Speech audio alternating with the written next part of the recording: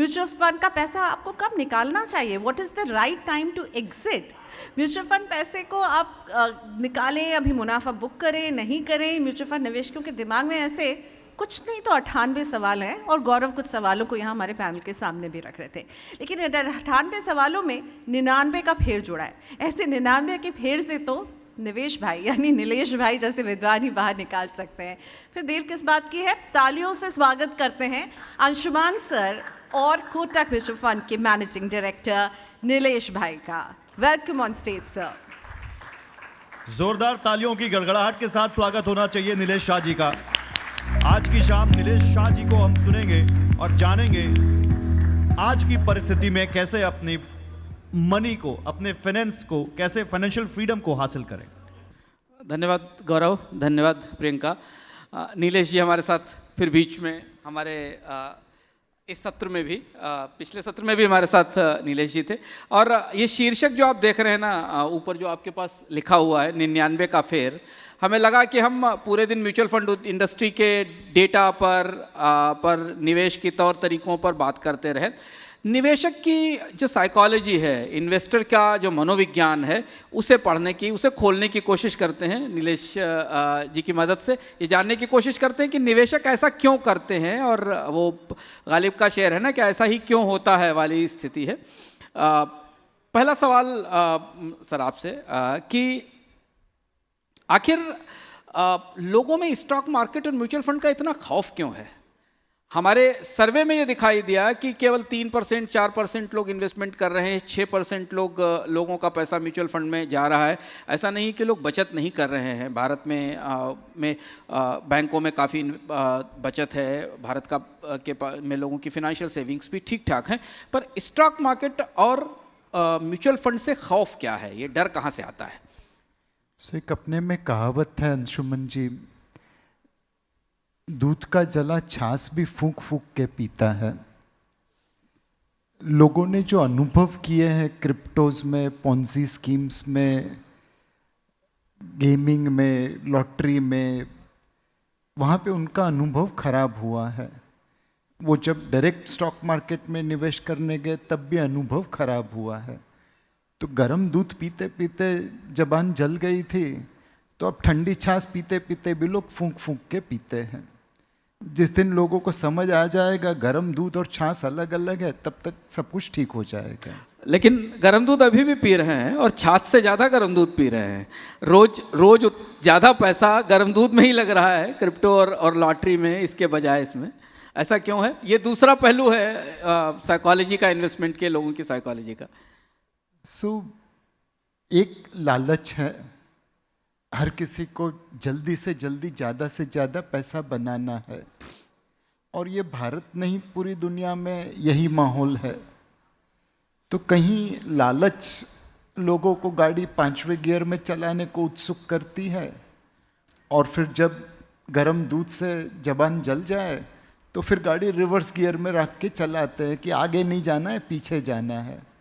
अब गाड़ी में आप 1 से 4 गियर यूज़ नहीं करेंगे, सिर्फ रिवर्स गियर और 5th गियर यूज़ करेंगे, तो आपकी गाड़ी कहाँ पहुँचेगी। लेकिन सर एक दूसरी बात है, गीता में वो कृष्ण ने कहा है ना कि सबसे बड़ा भय जो है वो अज्ञान है, अज्ञान से बड़ा भय नहीं। हम एक तरफ ये कहते हैं कि भारत में लोग लालच में हैं, क्रिप्टो में और लॉटरी में पैसा लगाते हैं, और दूसरी तरफ हम ये भी कहते हैं कि लोग स्टॉक मार्केट में जाने से डरते हैं, म्यूचुअल फंड में निवेश करने से डरते हैं। तो क्या जो छाछ है, जो बेहतर निवेश है, वहाँ से डर सबसे बड़ा अज्ञान है, या जो भय है उनके अंदर, जो खौफ है, वो उन्हें लॉटरी और क्रिप्टो तक तो ले जाता है लेकिन वो इधर नहीं लाता? ये कैसी पहेली है? डर है या लालच है? दोनों के बीच में है क्या आखिर? यही वो 99 का फेर है। वही 99 का फेरा बनता है जी, कि जहाँ ज्ञान है वहाँ प्रकाश है, वहाँ अंधकार नहीं है। बट हमने ज्ञान को एजुकेशन के साथ जोड़ दिया है।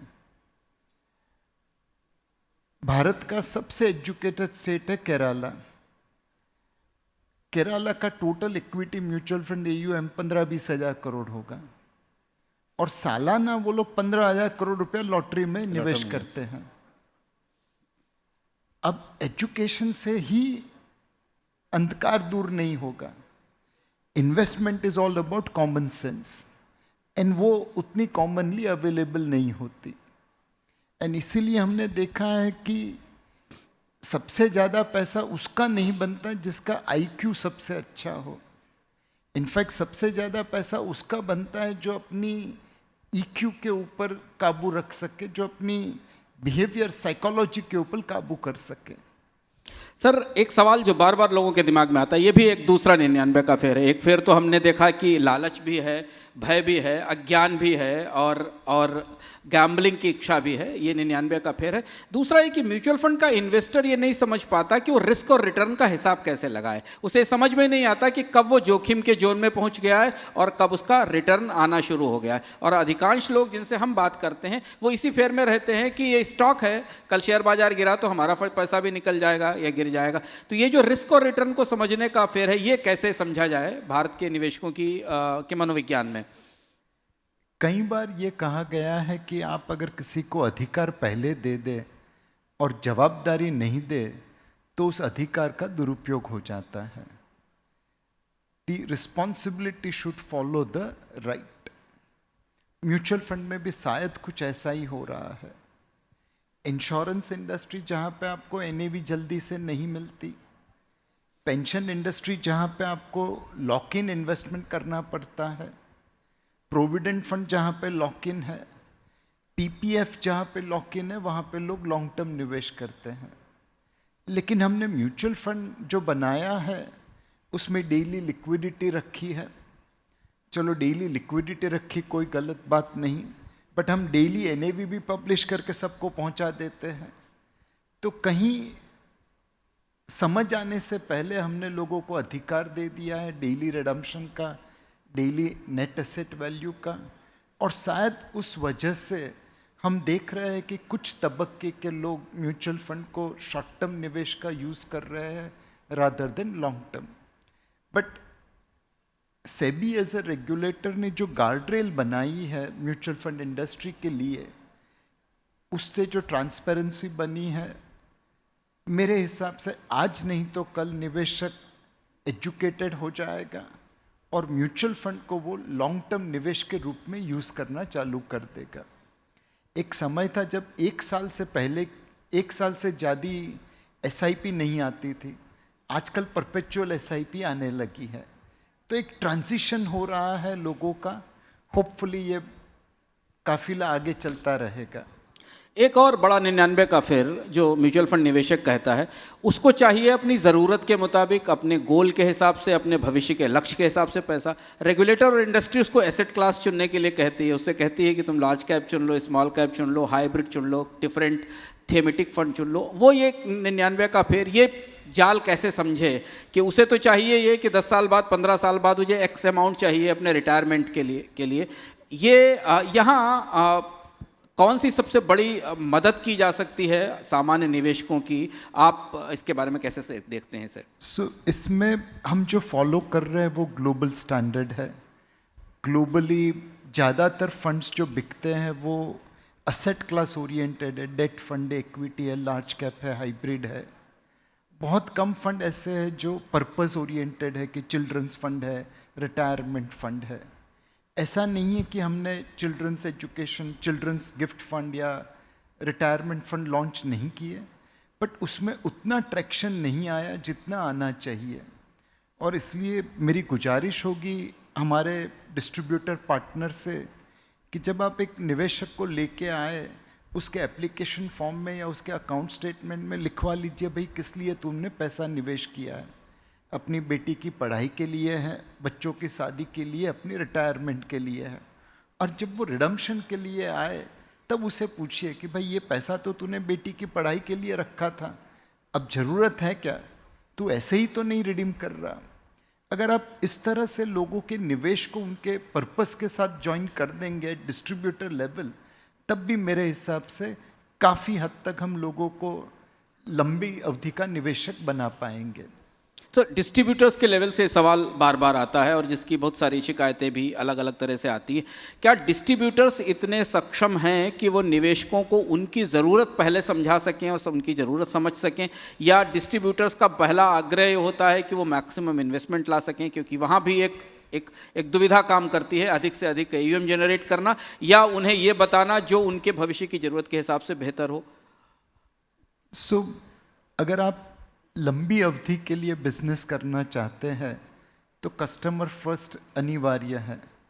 एंड अगर डिस्ट्रीब्यूटर अपने कस्टमर का ध्यान नहीं रखेंगे और ज़्यादा से ज़्यादा पैसा निवेश में लाने की कोशिश करेंगे तो कहीं ना कहीं वो शॉर्ट टर्म ओरिएंटेशन ही रहेगा।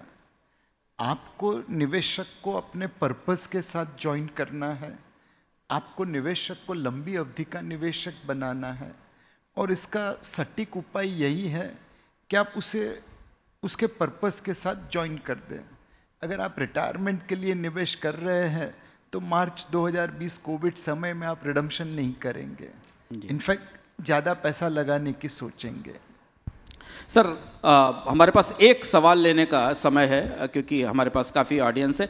कोई एक प्रश्न जो कोई पूछना चाहे अपना हाथ खड़ा कर सकता है पीछे से, एक सवाल के लिए, क्योंकि